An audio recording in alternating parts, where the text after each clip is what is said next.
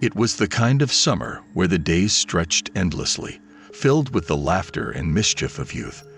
I remember it vividly, the sun high in the sky, the air thick with the scent of freshly cut grass. Our neighborhood was a tight-knit community, a place where kids roamed free, and parents watched over us with a lenient eye. In this suburban haven, we found our favorite pastime, knock and run, or as we fondly called it, ding-dong ditch. The game was simple yet thrilling. We would sneak up to a neighbor's door, ring the bell or knock loudly, and then run as fast as our legs could carry us before anyone could catch a glimpse of us. It was harmless fun, or so we thought, a way for us to revel in the small rebellions of childhood. Among our little group was Daniel, my older cousin, who was the bravest of us all. He had a mischievous glint in his eyes and a smile that could convince you to do just about anything.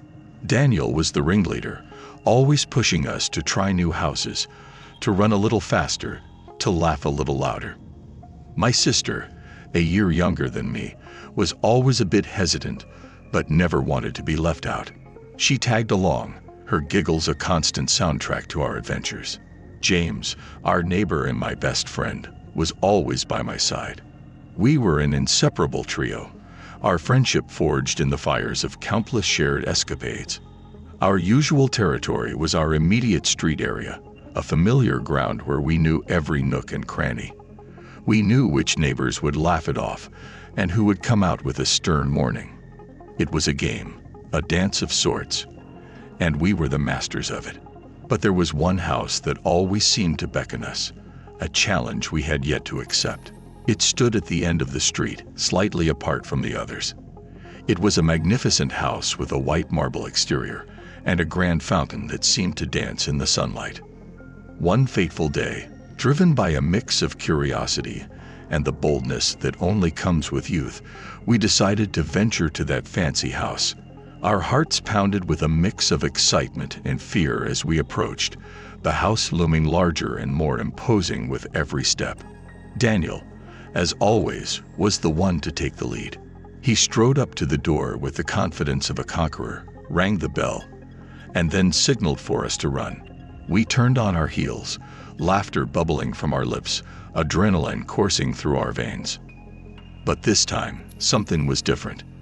The door swung open almost immediately, and out stepped a man we had never seen before.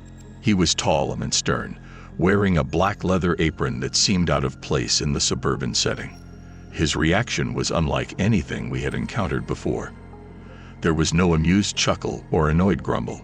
Instead, there was a fiery anger that blazed in his eyes as he set off after Daniel with a surprising speed. The chase was intense, far more serious than our childish game warranted. Daniel ran with a desperation we hadn't seen before, his usual confident stride replaced with sheer panic. The man was relentless, his shouts echoing through the otherwise quiet street. We scattered in different directions, our unity shattered by fear. I remember hearing my sister's frightened gasps as she ran alongside me, her small hand gripped tightly in mine.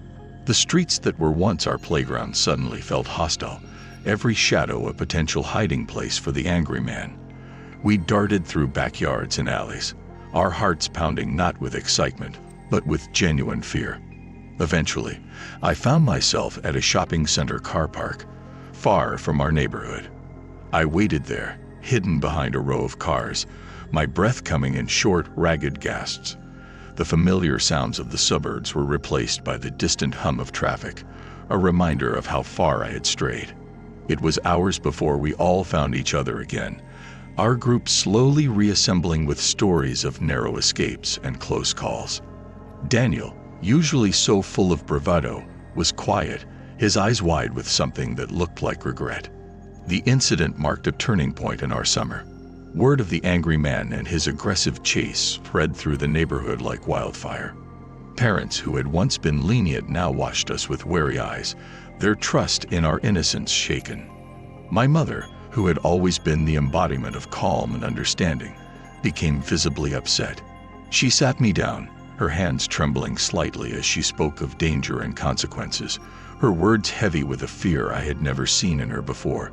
The game of knock and run was banned, not just by my parents, but by an unspoken agreement among all the families in our street. Our outdoor play was restricted, our movements monitored with a vigilance that felt suffocating. Daniel, once the hero of our group, became more subdued. He no longer suggested daring escapades, his smile less frequent and more forced. The incident had shaken him, stripping away the veneer of invincibility that youth often wears. As for me, I found myself growing up a little more that summer. The games of childhood gave way to a deeper understanding of boundaries and consequences, a realization that not all adventures lead to happy endings. In the years that followed, we often spoke of that day, the day we learned that actions have repercussions, that the world is not always a playground. It became a story we told, a cautionary tale wrapped in the nostalgia of a time when we thought we were untouchable. Now, as I walk down those familiar streets, a part of me longs for the carefree days of knock and run, for the simple joys of a summer spent in the sun. But another part of me knows that those days are gone, a chapter in the story of growing up, a memory tinged with both fondness and regret.